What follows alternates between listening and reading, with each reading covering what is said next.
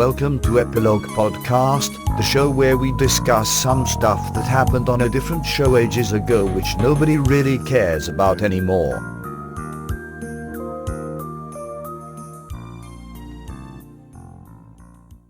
Hi, I'm Portponky. And I'm LeBloc.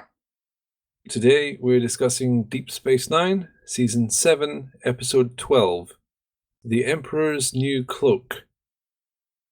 Quark and Rom have to save Zek from the Mirror Universe.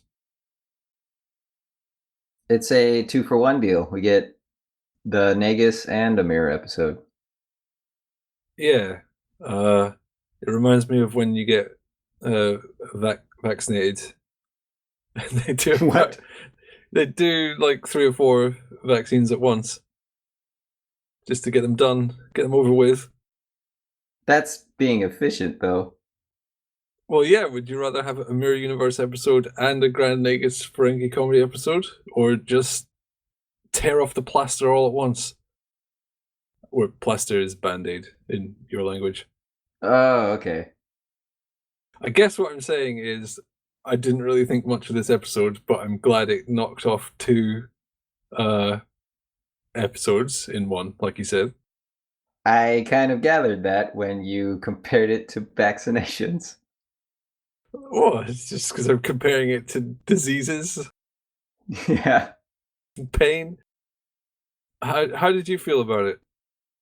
It was fine, I guess. It was hard to care about anything that was happening. I don't care about the Nagus, and then everything in the Mirror Universe is pretty much inconsequential. So you get 2 things that I don't care about. The Mirror Universe gets worse every time it gets brought back, because it was fun as a one-off, but adding all the continuity just makes it kind of both confusing and a little bit hard to care about. I see the appeal. Hey, look, we can make Ezri have ruffled hair. Sure, and Brunt can turn up and be a nice guy. It's a laugh. I mean, the Mirror Universe episodes, apart from maybe the first one in Deep Space Nine, they're all just kind of a laugh. They're not particularly serious sci-fi. They're just sort of action comedy romps that have very little meaning, which is bad because the sci-fi is why we watch this show. Saying that, there were a couple things I liked about this episode. There's some great bits of comedy spread throughout this. I thought it was a mixed bag for comedy. They leaned way too heavily on the joke about Zek trying to sell stuff to the Mirror Universe. Oh, that was a joke? I think so. They kept bringing it up with outrageous reactions and pauses for laughter. I don't know. It was kind of, it's a bit of a charming idea, I guess, but you don't need to bring it up 5 or 6 times. Bringing it up once was nice, because that would entice a Ferengi. A whole nother universe that you can sell stuff to. That'll draw you in. Fertile trading grounds. It makes sense. When he kept bringing it up, I chalked it up to his senile brain just going. The Nagus really seems very senile in this one. I don't know if Wallace Shawn just can't be bothered anymore, but he really seems just sort of like he's swaying and wobbling and doesn't really know what's going on. I think care. it's deliberate that he made that choice for that character. Maybe he's just started playing him like that and they had to write in the senility plotline. It's secretly a tragedy about him losing his mind. I had a good laugh at the conversation with Mirror Garrick. I like that conversation too, but on the whole, I do not like Mirror Garrick because I don't like an incompetent Garrick. Guess who else doesn't like Mirror Garrick? I wish I knew his name. Andrew Robinson. Yep, that's the one. Yeah, he didn't care for the character. he said that playing regular Garrick is a lot of fun because he has a lot of subtext, but Mirror Garrick is just a buffoon. He's a one-note joke. All the bad guys in the Mirror Universe are. They're idiots. They're all one joke spread thin. Worf is a crazy man who shouts and rages at chairs. He can't make any decent command decisions at any point because he's so angry and bad. Whereas all the real characters, they're all layered and have nuance to them. And so when we spend too much time in this mirror universe, I grow tired of it pretty quickly. The regular universe has a fair few villains, such as Decat and Kai Wynn, who are very nicely fleshed out and walking that nice moral line where sometimes their actions are questionable. Maybe they're not as evil as they seem. They have depth, but yeah, these guys are just goofy bad guys. Garrick's just being an idiot, and then he gets injected and dies very quickly and quietly. Lots of dying in the mirror universe because none of it matters. Brunt's death was weird. He got stabbed in the tummy with a little tiny knife and then just dies instantly. It was his one weakness. Wait, what? How does that kill a Ferengi? How would they survive? They have an Achilles tummy. Any attack to the front will just instantly kill them. Yeah, it's a terrible thing. That would actually explain their extreme cowardice. Who would want to be brave when a tiny stabbing would instantly kill you? But you could get a cut like that if you fell on the corner of a table or something. That's why Quark's bar has nothing but rounded edges. It's like rounded tables, rounded chairs. It's health and safety. The mirror universe seems very underpopulated. Why do you say that? There's Worf's giant big ship and the Defiant, and there's other ships, I guess, somewhere. They can't be bothered because if there's nothing that is mirrored in the real universe, then I guess we don't care. It definitely seemed like there was a lot of not caring going on. So it's just these two ships, and when they fight and win, then they captured the Regent. He's like the leader of the entire bad guys alliance, was it? I can't remember. So that's their flagship. But where's the other ships? What's going on? It just feels like an empty universe with just DS9 guys and that big green ship. That emptiness confused me because I guess the Regent is a high title, but I didn't get that sense at all. It was weird. Just seemed like a guy in a ship. Yeah. As much as I want to criticize them for not really fleshing out the mirror universe, I just don't care. So the fact that they didn't doesn't really faze me much. Do you want to know another person who's unhappy with this episode's portrayal of their mirror character? Vic Fontaine. I don't think so, but that was weird, wasn't it? It was so strange. Why is he a human? What is he doing here? And then he dies. And that's it. That scene has caused a huge amount of fan speculation. It doesn't make any sense. People have tried to make sense of it, and I could go over pretty much all the theories if you want. You'd be surprised at how many there are. I might as well, because there's not that much to talk about this episode. But Vic Fontaine, that really is a bit of a strange thing to put in. And I'm glad they put it in, because at least it gives something to talk about. Yes, now I'm intrigued. I want to know how people have put lipstick on this pig. One of the theories from earlier on in the fandom was that it was a robot Vic. The wound did look kind of weird. It did, but If you look at the DVD quality playback and you pause it and stuff, it's fairly obvious. It's supposed to be a gunshot wound. The red lights from overhead make it look a bit sort of metallic, but it's supposed to be guts. Obviously, it's not that gory because it's Star Trek and they don't want to suddenly make it really, really gory, although they do that sometimes. But I guess back in the days of VHS, that was a popular theory. I can buy that, except we know because of the quality that's not the case. But if we didn't have DVDs that we could pause frame by frame, that's pretty reasonable. Another theory, or I guess this is the leading theory, is all the highly sentient holograms we've seen have been based on real people. Yes. The Doctor in Voyager is based on Dr. Zimmerman, and the Bashir hologram was a copy of Bashir. Felix, who is Bashir's hologram programming guy, created Vic Fontaine. Now, there's another separate fan theory that Felix is actually Bashir all along. I'm not going to get into that. So we assume Felix is another person. Presumably, he modeled Vic Fontaine on a real person.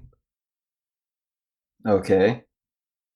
Perhaps he modeled him on himself, but more likely another person. Which means, aside from the hologram Vic Fontaine, there might be an actual Vic Fontaine out there. Maybe he's not called Vic Fontaine, maybe he's just some guy. Then in the mirror universe, that guy could get mirrored up to be a real copy of Vic Fontaine, if that makes sense. I bet it does to other people. So he could be a mirror of the person whose likeness went into Vic Fontaine. Okay.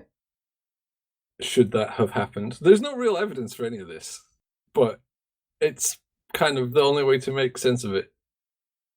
They didn't address it at all because it doesn't make sense. I like it that they put in something that doesn't make sense. They do sometimes over-explain stuff in Star Trek. But this choice is so strange. It's so weird. I don't know why they thought of that. And he was working for the Alliance guys? I don't remember. Because, yeah, Bashir shoots him dead. He really didn't like his last album, so he lashed out. It's only the second time that James Darren has died on screen. First, out of how many on-screen appearances? Oh, a fair few. The first one was in Guns of the Neverone. That sounds like something a lot of people die in. Well, yeah, there's guns in it, isn't there? I would hope so, otherwise that's a strange title. He died well. Good job, James. To hook back to what I was saying earlier, Kira was the one who was unhappy with her portrayal. Oh, why is that? She was suddenly bisexual, which, yeah, I know what you're going to say. You're going to say she romanced the regular Kira in one of the first Mirror episodes. Yeah. In Nana Visitor's mind, that was because Intendant Kira was so narcissistic that seemed legit to her.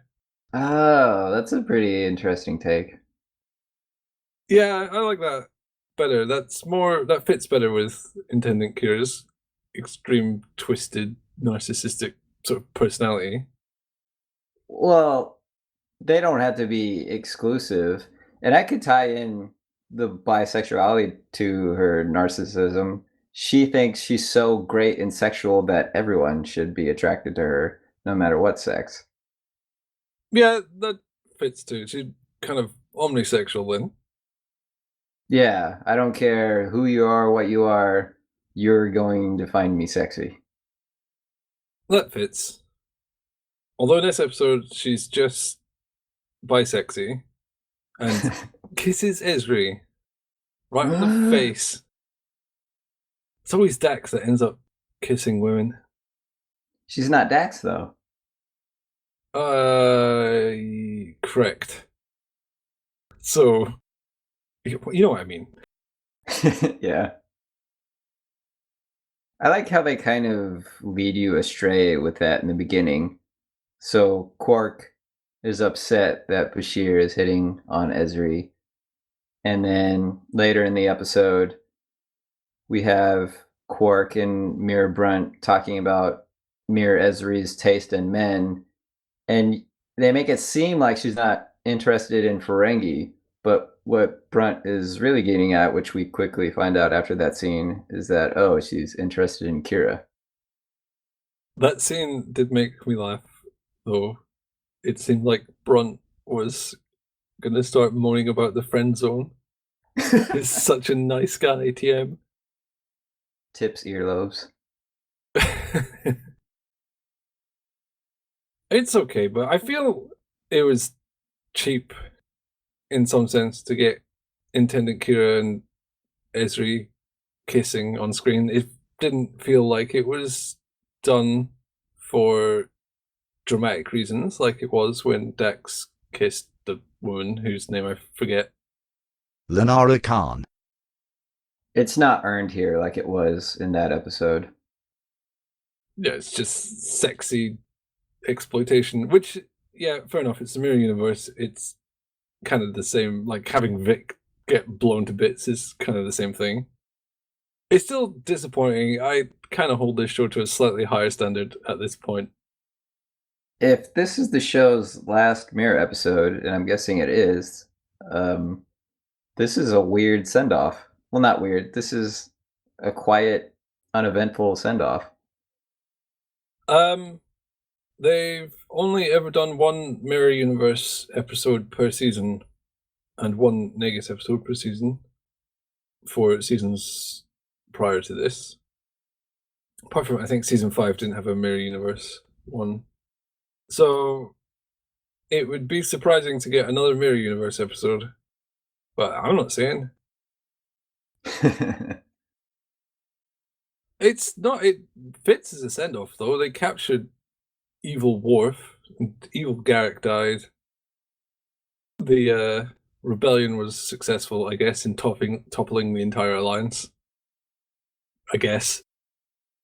Now that you say those things, it wasn't uneventful, but I think of it that way because I don't care about the events. Perhaps underwhelming is the word you're looking for. Yeah, let's go with that. They captured Worf. Yay! Here's 30 people cheering in the cargo bay. And even then, those 30 people wander off within about a minute. Doesn't last long. How did you find the goofy mimery at the start with Quark and Nog carrying the cloaked cloaking device? I enjoyed it. It's silly, and I liked watching them trying to pretend as if they're holding something really heavy. They lined up pretty well the whole time. They did a great job. When I was watching that, and I'm sure other people probably do the same thing, once you clock what's going on, I just watching them trying to see if they made any mistakes. Yeah, I don't even remember what they were saying. I was so focused on their hands and their movements. The bit where they slid over and placed it on the ground, they were totally in sync. Only part I don't like about that is they don't remember where they placed it. Yeah, that doesn't make a lot of sense. They were standing right next to it. They were standing right next to it, and it was right against the wall. They didn't leave and come back. It didn't make much sense. That's the Ferengi being goofy. I love them trying to play it cool and staring at the beam. Sisko is actually he just hates Ferengi so much that he accepted the idiotic excuse. This isn't suspicious. These guys are just idiots. This fits very nicely into my worldview. I was right. There was a major plot hole. What is it? They wanted a cloaking device. They already had them in previous Mirror episodes. Oh, I don't even remember. They did. I think the season 2 one and in the season 3 episode Through the Looking Glass, they had cloaking devices. They aligned ships on cloak on screen. But do they have access to those devices? It's the aligned ships, so. Oh, it yes. was the Alliance that wanted them? Yeah. Oh, okay. That does make sense then. Luckily, I thought you were saying it exists in that universe. Yeah, and the guys that want one in this episode have had them in previous ones. Right, that's the piece I was missing.